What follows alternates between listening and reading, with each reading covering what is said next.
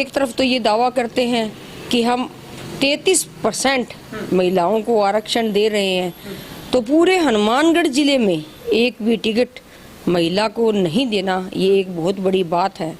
दूसरी बड़ी बात ये है कि आज अगर बीकानेर संभाग की भी बात करें तो सबसे मजबूत दावेदार आज भारतीय जनता पार्टी की संगरिया से गुलाब सिंह थी। जी, केंद्रीय नेतृत्व से मेरे पास 3 जगह से फोन आए कि हम आपको आगे लाल बत्ती की गाड़ी देंगे। तो मैंने कहा कि अगर लाल बत्ती की गाड़ी लेनी होती तो पिछले 14 सालों से मैंने पार्टी की सेवा की, उनके ऑफर मेरे पास आए, लेकिन मैंने उनको सिरे से खारिज कर दिया कि मैं तो सिर्फ जनता जनार्दन पर ये फैसला छोड़ूंगी। अगर भारतीय जनता पार्टी ने टिकट मुझे नहीं दिया तो मैं किसी और पार्टी की टिकट भी नहीं लूंगी। आज आपने देखा होगा कि संगरिया में किराने से ज्यादा नशे की दुकानें हो गई है। आने वाली पीढ़ियों को हम क्या जवाब देंगे? इसलिए जनता ने ये फैसला लिया है। मुझे इस बात का तब एहसास हुआ कि जब ये दुखदायी घटना घर में हुई तो 7 दिनों के अंदर कम से कम 10,000 लोग दुख बटाने के लिए मेरे पास पहुंचे और सब ने यही कहा कि आप मैदान में आओ, हम आपको चुनाव जिता करके भेजेंगे। कि पार्टी ने जो अन्याय मेरे साथ किया है या महिलाओं के साथ आरक्षण की बात कह करके जो अन्याय किया है, तो इसको तो मैं सिरे से खारिज करती हूँ। जिस टैची में ये संगरिया विधानसभा की टिकट आई है उसी टैची में इस टिकट को वापस भेजेंगे। नमस्कार, तेज हरियाणा पर आपका बहुत बहुत स्वागत है। राजस्थान में चुनावों का ऐलान हो गया है। कई सीटों पर उम्मीदवारों का ऐलान हुआ तो कई सीटों पर अभी भी प्रत्याशियों की लिस्ट का आना बाकी है। मगर बहुत ही रोचक है कि संगरिया विधानसभा में एक सबसे चर्चित चेहरा जिसकी चर्चा अब तक भी थमी नहीं है, वो आवाम के दिलों में एक ऐसा चेहरा जो आज भी बसता है, और वो है गुलाब सिंह। बीजेपी में सबसे कद्दावर नेताओं के तौर पर उनकी गिनती होती थी और इस बार टिकट में उनकी सबसे बड़ी प्रबल दावेदारी थी। मगर किसी न किसी कारण से उनका टिकट कटा और उसके बाद अब तमाम तरह की जो बातें हैं वो सामने आ रही हैं। लेकिन गुलाब सिंह की इसके ऊपर क्या प्रतिक्रिया? पहली मर्तबा वो कैमरे पर हमारे साथ हैं। सबसे पहले मैडम आपका बहुत बहुत स्वागत है, और जो ट्रेजेडी से आप गुजरे हैं, आपके परिवार में हुआ, उसके प्रति भी हमारी बहुत संवेदनाएं प्रकट करते हैं। नमस्कार जी। मैडम, सबसे पहली प्रतिक्रिया जानना चाहूँगा। आपको इस बार बहुत बड़ा एक फैक्ट भी था और आप बहुत इस बात के लिए अपने आप को संतुष्ट मान रहे थे कि जो आपने तपस्या की है, जो आपने पार्टी के लिए काम किया है, आपको टिकट मिलेगा। लेकिन ऐन वक्त पर आपका टिकट कट गया। फिलहाल आपकी क्या रणनीति है? आप कहाँ देखते हैं कि पार्टी ने कितनी बड़ी भूल आपको लेकर की? मेरे परिवार में अभी आपने बताया जैसे बड़ी एक दुखदाई घटना हुई, तो आप सबको पता है।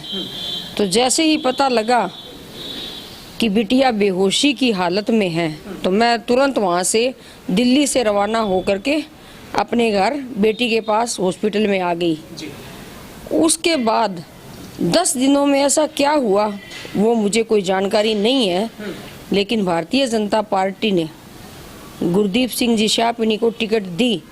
लेकिन इस बार मेरा हक बनता था, क्योंकि एक तरफ तो ये दावा करते हैं कि हम 33% महिलाओं को आरक्षण दे रहे हैं, तो पूरे हनुमानगढ़ जिले में एक भी टिकट महिला को नहीं देना ये एक बहुत बड़ी बात है।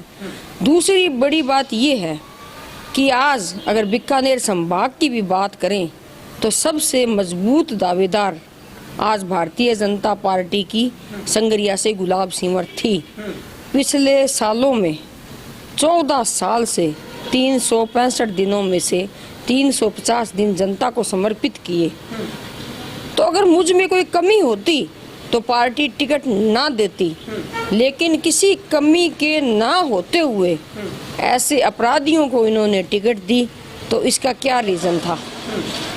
मैडम, जैसा आपने जिक्र किया कि आप पिछले 10 दिनों से आप तो घर पर थे, आपकी बेटी उस पीड़ा से वो गुजर रही थी और बाद में उनका निधन हो जाता है। क्या आपको सबसे पहले सेटिस्फाई पार्टी की तरफ से किया गया था कि आपकी परफॉर्मेंस वेल है, आपका काम अच्छा है, आपको टिकट मिलेगा, कि आपको बहुत बड़ा भरोसा था? और इन 10 दिनों में ऐसी कौन सी परफॉर्मेंस या फिर ऐसी कौन सी सबसे बड़ा ट्रिक्स था कि आप वहाँ पर टिकट की रेस में सबसे पीछे हो? बिल्कुल, इस बात को मुझे ही भरोसा नहीं था, पूरे बीकानेर संभाग को इस बात का भरोसा था कि इस बार संगरिया की टिकट गुलाब सिंवर को मिलेगी। और जब तक मैं दिल्ली से रवाना हुई, सर्वे में मेरा नाम 1 नंबर पर था, इस बात में कोई दो राय नहीं है। लेकिन उसके बाद ऐसा क्या हुआ वो तो केंद्रीय नेतृत्व और प्रदेश नेतृत्व जाने। आपकी टिकट कटने के बाद क्या हाईकमान ने, शीर्ष नेतृत्व ने आपके साथ कुछ संपर्क स्थापित करने की कोशिश की, आपके साथ कुछ बातचीत करने की, समझौता करने की कोशिश की है कि आपको अगली बार मौका मिले या फिर कोई बड़े पद से नवाजा जा सकता है, ऐसी कोई बातचीत हो पाई आपसे? बिल्कुल जी, केंद्रीय नेतृत्व से मेरे पास 3 जगह से फोन आए कि हम आपको आगे लाल बत्ती की गाड़ी देंगे। तो मैंने कहा कि अगर लाल बत्ती की गाड़ी लेनी होती तो पिछले 14 सालों से मैंने पार्टी की सेवा की और दिन और रात में जनता के बीच रही, तो ये तो मैं कब की लेकर के आ सकती थी। तो मुझे लाल बत्ती की और लाल गाड़ी की जरूरत नहीं है। इस बार संगरिया का जो ये चुनाव है वो टिब्बी और संगरिया की जनता का चुनाव है। टिब्बी और संगरिया की जनता ये चुनाव लड़ेगी। गुलाब सिंवर तो खाली एक चेहरा है।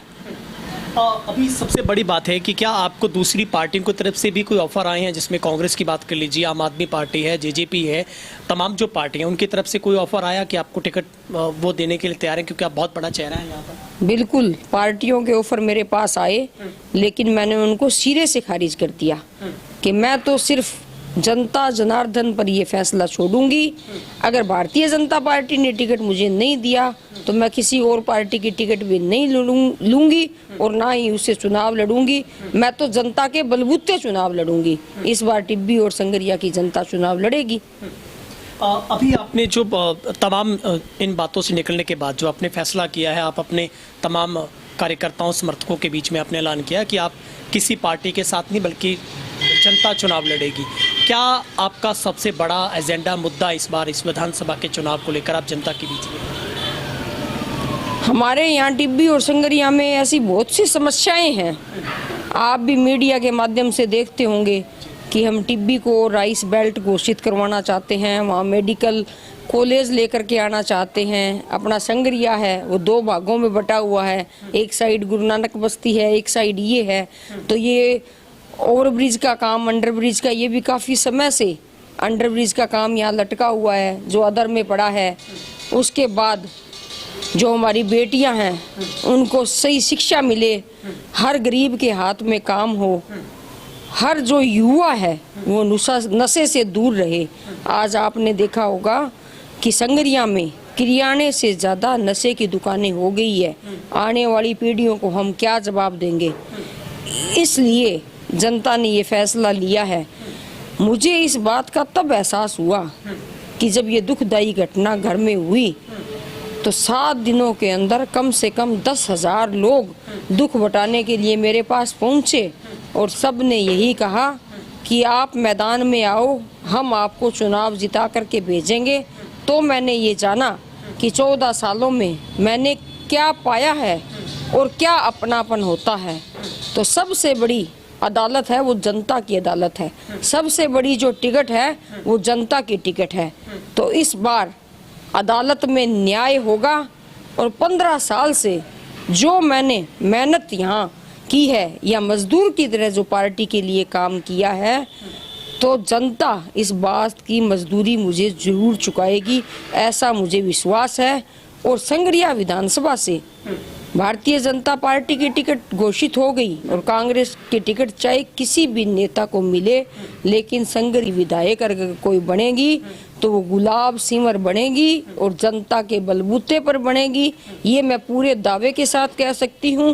पूरे जोश, जज्बे और जुनून के साथ इस चुनाव को लड़ेंगे।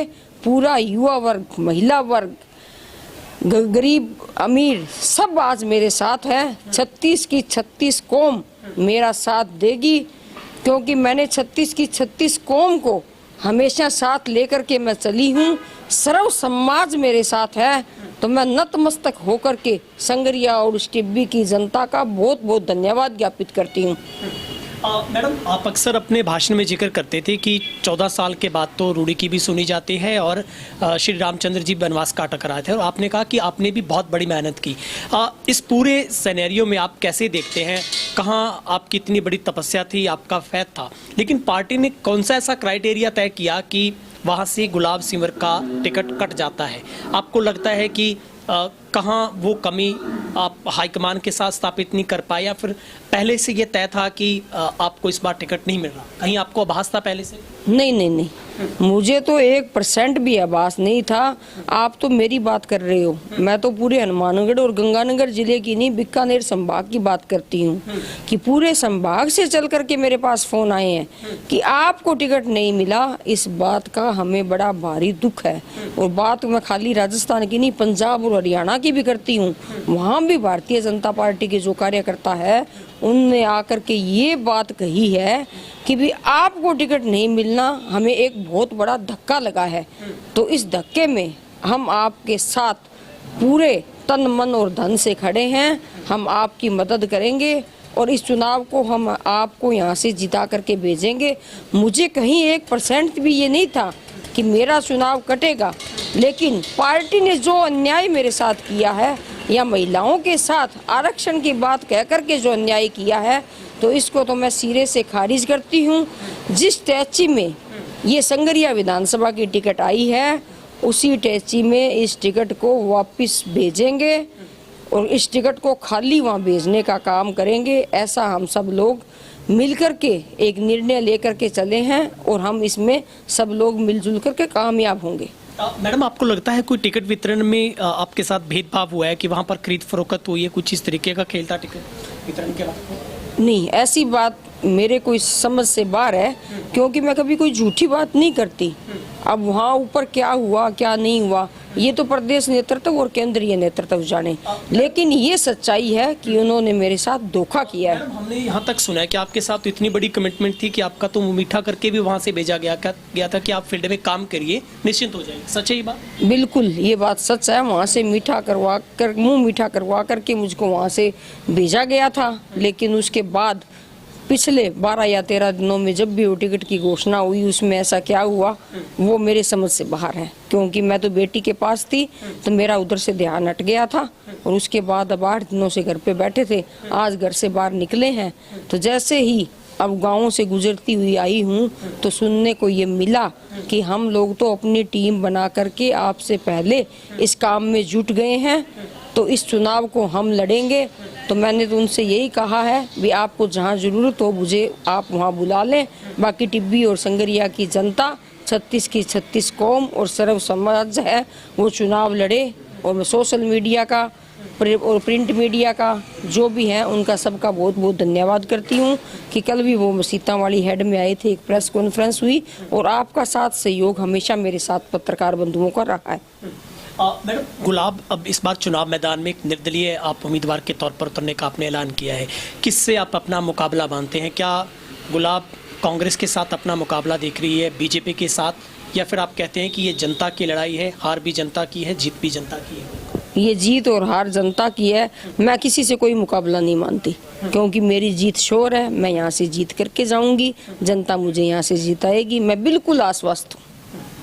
अगर आप इस सीट पर जीत जाते हैं तो गुलाब किसके साथ खड़ी होगी? क्या बीजेपी के साथ फिर से समझौता हो सकता है, या फिर आप वक्त देखेंगे? ये आने वाला समय बताएगा।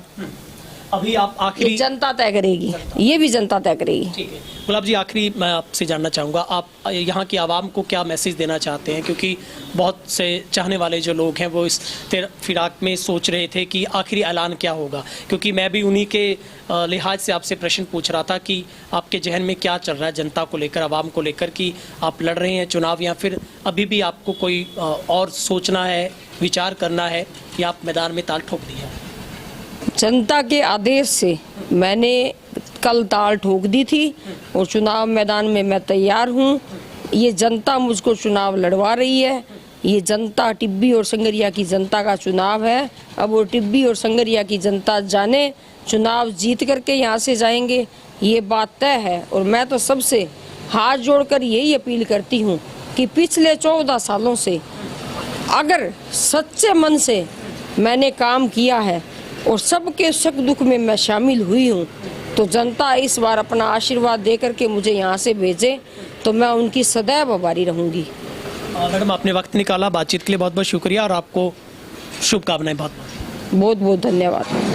ये थे हमारे साथ संगरिया विधानसभा से गुलाब सिंवर, जो बातचीत कर रहे थे। बहुत बेबाक तरीके के साथ उन्होंने सवालों के जवाब दिए हैं। सबसे चर्चित चेहरा, और अब उन्होंने खुले तौर पर ये जनता के हुक्मनामे और आदेशों के मुताबिक उनका कहना है कि जैसे जनता का आदेश था, क्योंकि मैं जनता पर विश्वास रखती हूं और मैंने ऐलान किया है।